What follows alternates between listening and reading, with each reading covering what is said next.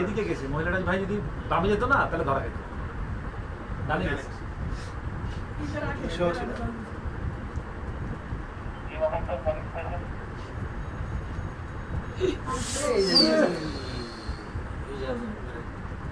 গিট তো দূরেই লাগছে স্যার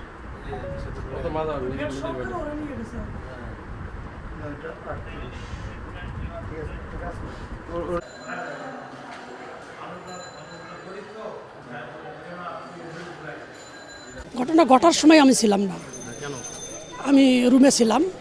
এখানে সিকিউরিটি ছিল, সিকিউরিটি আসে দেখলাম যে গাড়ি আমার এখানে যে ফ্ল্যাট ওনার এক মালিক নাম মফিদুল ইসলাম, উনি গাড়ি নিয়ে বেরোচ্ছে।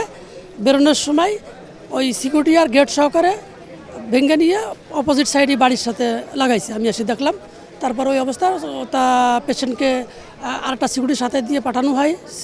আর তারপরে স্যারেরা সাথে সাথে গেছে গাড়ি নিয়ে, যে